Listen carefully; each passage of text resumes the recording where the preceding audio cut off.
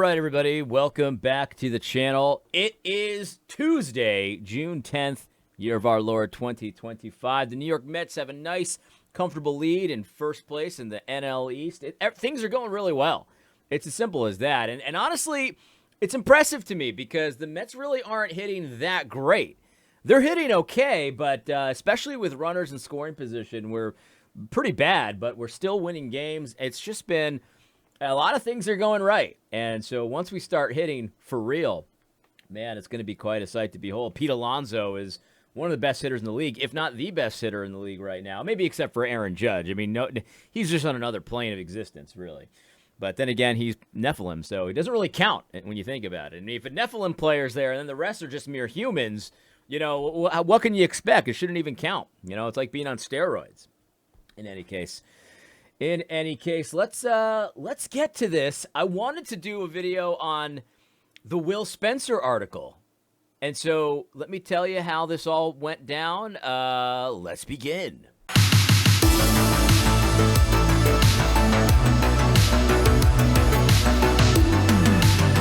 All right. So I read this article, right? And, let me just say in a phrase, I didn't like it.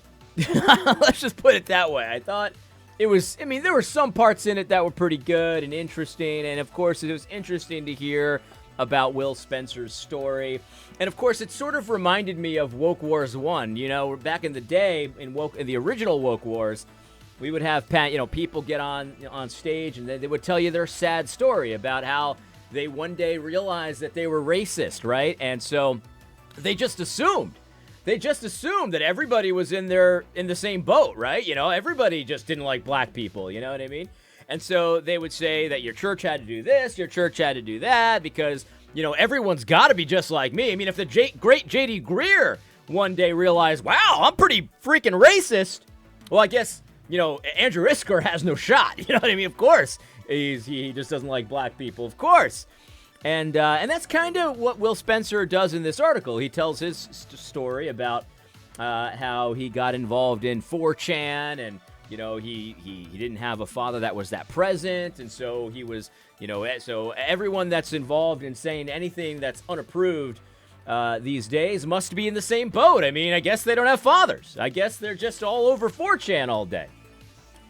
And so there you go. And I was thinking of ridiculing the article because if you remember back in the day, I used to ridicule Woke Wars 1 people who did the same thing. And I remember I said, J.D. Greer, look, you tell me you don't like black people. Well, I believe you. I got no reason not to believe you. I take it for face value. But J.D. doesn't mean that everybody's in the same boat as you. Just because you didn't like black people doesn't mean that everyone that out there doesn't like black people. And it was always a high paranoia type of argument too. The kind of thing that they would say is, look, racism is in every church. It's in every church. And if you think it's not in your church, well, that's how you know it's especially in your church, and you gotta root it out, And they gave you all these stupid brain dead ways to try to root out the white supremacy in your church and the racism and all that kind of stuff. And we all had a good laugh about it. It was a great time. That's what I was thinking about doing with this article. I was also thinking about commenting on the fact that Will Spencer is pretty new to being awakened to being a covert, Nazi sympathizer. I mean, and it's always dangerous, right? I remember exactly where I was. I was riding my bicycle. This is a true story. I'm not trying to make fun. I know it sounds like I'm trying to make fun. I'm not trying to make fun. I was on a bridge. I used to do my 30, 40-mile bike ride. I'd start in Bay Ridge, Brooklyn. I'd go through Coney Island. I'd go through the Rockaways. I'd go all the way to Long Beach, and then back. And there was a bridge in between there, and I was going up the bridge. I remember I was, it was challenging to go up this bridge after I had already ridden for quite some time, and I was on that bridge going up, and I heard Dr. James White. He was talking about an ex-Mormon who had come to faith, praise God, and he immediately got into anti-Mormon apologetics. And Dr. White, what he was saying was, look, if you just recently convert to a new way of thinking, you need to really wait before you get involved in apologetics, because this Mormon was making all kinds of mistakes, all kinds of errors that didn't make sense in his anti-Mormon apologetics. And so what I was going to say about this article, I'm not going to say it, but I was going to say it, was that, you just got fooled like last year. I mean, you're only 6-8 months removed from being a covert secret neo-Nazi yourself. And now you think you could tell all of us how to handle the Nazis. It reminds me of those YouTube channels, right? Those substance abuse YouTube channels, alcoholics and stuff like that. And, you get these guys that, they've been sober for like a week and they're putting out content to help other sober people stay sober. But it's like, but you've just been sober for like a week. I mean, you've had like multiple relapses in the last year while you're doing this YouTube channel. Like, what do you know? I mean, what you want to find is someone who's maybe used to be a drunk, but they're years and years removed from being a drunk. And so they know what it's like, but also they know what success looks like too. You got to find someone with some time under their belt. And Will Spencer really doesn't have that much time under his belt from not being a secret covert neo-Nazi fascist whatever, right? So it's funny to me that you would want to listen to someone like this who was just fooled by this 4chan whatever it is he goes into the article. You can read it if you'd like. That's what I was gonna say, but then I saw the light, guys. I saw the light, and I owe it all to Chris Honnols, just a dude, he calls himself. And here's Chris doing what he's best at. I mean, this is Chris. This is Chris's mode of existence. This is what he lives for. Anyone ever ask you what's your purpose? And it's just a very open-ended question. What's your purpose, right? And it's a good exercise to think. What is your purpose for existence, right? Like, what are you trying to accomplish, right? And I think it's a good exercise for everyone to do. Well, Chris has found his purpose, and it's amazing. You take your hat off to someone who is so devoted to his purpose that you could just see it in everything that he writes. And his purpose is, of course, affirming Dr. James White, regardless of what he says. And he's there. I mean, he's a reply guy, but he's like a positive reply guy. He's just one of those guys that just, you can do no wrong with Chris, right? But I owe my change over to Chris, though. So this is my hats off to him. Dr. James White's talking, of course, about all the Nazis out there. And he says, Dr. White says, one thing is for certain. Lines are being drawn. Positions being clarified. Trajectories solidified. Now, I read that post, and it's typical James White. Has no effect on me whatsoever. But then I owe it to Chris, because what I was gonna do about this Will Spencer article, I saw the light now. I saw the light, and Chris Hohenholz says this: "You're not wrong there, and some of those lines are downright concerning." I don't know if that's what he sounds like. I've never heard him speak. You're not wrong there, and some of those lines are downright concerning. Now, I gotta say, if he didn't express not only his concern, but his downright concern, I would never have noticed this post. But this man sounds like he's not kidding. Chris Holnitz, he's serious. And you got to take his seriousness for truth. I mean, he wouldn't be so serious about this if it wasn't true. These lines are downright concerning. Not just concerning, downright concerning. And so I went back after I read that post. It was very troubling. Very troubling indeed, very concerning, and also sounded like he wasn't kidding. So I took that post and then I reread the article, and I got to say, Will Spencer is right, and I'm here to help, because there's a part of this article, Will, and I know your heart's in the right place. I know you think there's a neo-Nazi under every rock. I get it. I mean, that comes through clear in the article. He starts mentioning, like people talking about the Longhouse and the feminists. I mean, they're on the road. They're on the road to neo-Nazism. So you got to watch out. Maybe they're not there yet, but if you start hearing people talk about the feminists and the Longhouse and all this stuff, well, you got to be, your antennas, your little antennas better be tingling, because they're on the road. They're on the road, and so you got to do something about it if you're a pastor. And he's got an approach here, right? And this is where I think the article is severely lacking. I mean, Will Spencer, maybe it's coming, though. Maybe the more in-depth, what you should do about this, pastors, is coming. Maybe he just wanted to dip his toe in the water just to see and just to kind of, grease the skids a little bit, just to make sure that he's ready. You're ready for what you actually have to do. So here's what he says you should do about all the neo-Nazis in the church. And by the way, just remember, if you don't think there's neo-Nazis in your church, well, that's how you know there's a lot of them. So just be ready. It's everywhere. It's like racism. It's like racism. It's everywhere. So here we go. Here's the test of discernment. This is the best part of the article, but unfortunately, it's also the part that's lacking the most. But don't worry. I'm here to help. And listen, guys, listen. I was never fooled by this stuff like Will Spencer like 6 months ago. I was never fooled by this stuff, but I've lived in these circles for quite some time, and so I know the secret code that they use to communicate. I know all about it. I know about the code. You got to know the code, you see? I can't tell you the code. You got to know the code. You got to find out the code. So here we go. A Test of Discernment by Will Spencer.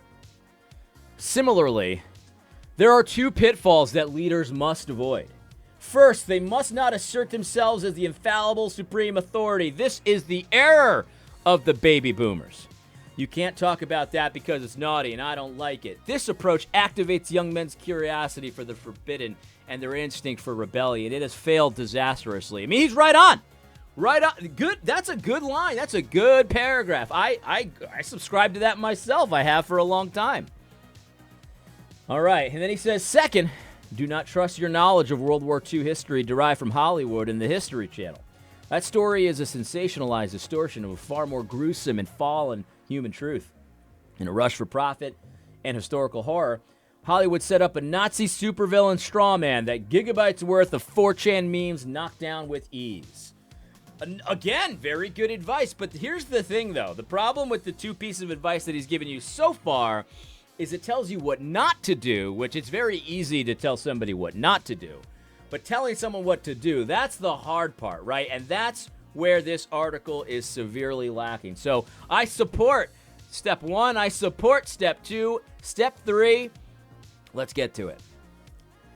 He says, finally, if you as a pastor are considering admitting a man into membership in your church, if you're listen, pastors. Any one of you have a man that wants to join your church? They love the Lord. They love the gospel of Jesus Christ. The kingdom of God is at hand. I love His law. I want to know about it. I want to be a part of this. I want to partake in the elements of Jesus Christ. This is my body broken for you. This is my blood for the forgiveness of sins. All of that. Well, you got to pump the brakes a little bit and ask them some serious questions. If it's a man, though, if you got a man that's trying to join, this is what you got to do. Or if you have a parishioner or podcaster or even a fellow pastor that you're wondering about, ask him one question. One question. This is the question Will Spencer suggests that you ask in your membership meetings. Okay? Your membership meetings. So if someone wants to join the church, sure, ask them about theology, but the real question, the real coup de grace here, ask him this question. Do you believe? Do you believe? Sorry. Do you believe the Jews are committing cultural genocide against straight white men and families? That's the question. That's the question you ask a man wants to join your church. They love the Lord. Ask them that question. Ask him that question. Will goes on. He says there are 3 possible answers. The first is, excuse me? What? I consider this to be the ideal case.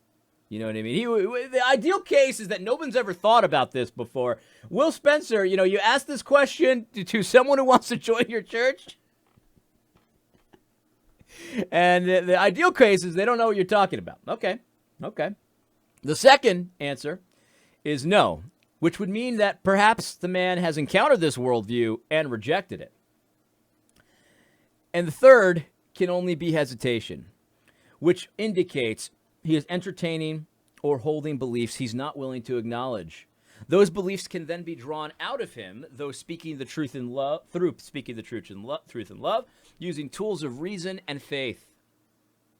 If a man applying for membership in a church cannot or will not examine these views and repent, I strongly advise slowing down the membership process The views spread virally, and if the man has admitted, he will almost certainly sow them in others.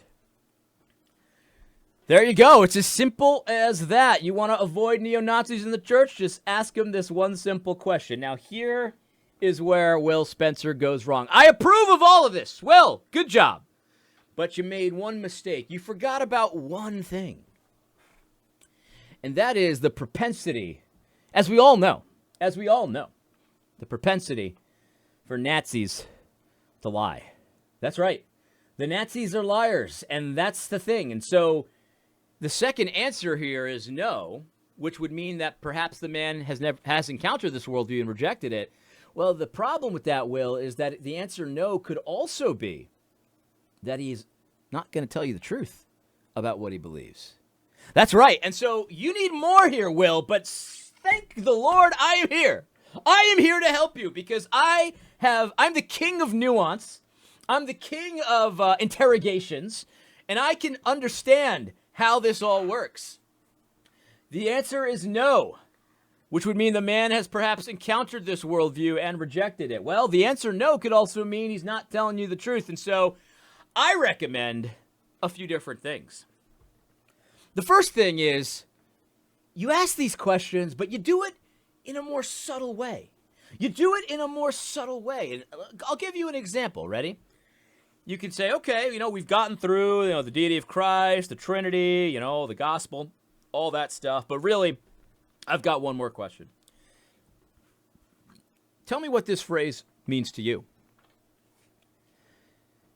It's okay to be white.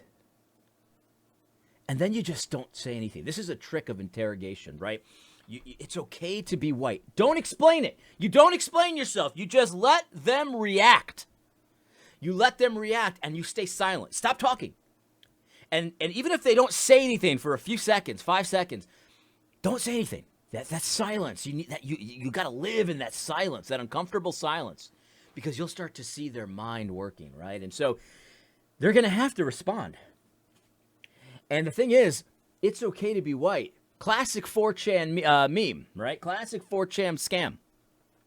And their response will tell you a lot of what you need to know. And I think that if they say anything that's beyond, of course it's okay to be white, or something like that, or if they chuckle, or if you see a little smile come across their face, then they're hanging out in 4chan. And I gotta say, if the guy joining out you're checking out your church, trying to join it has been hanging out in 4chan, I mean, whoa.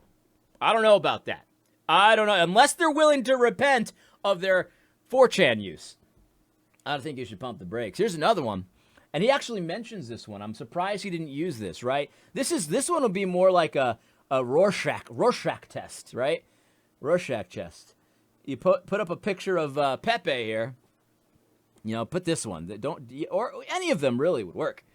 But you put up a Pepe and you say, describe to me what you see. Tell me what you see. And then you just stop talking. You got to live in that uncomfortable silence. This is a classic interrogation technique, right? And you hear what they have to say.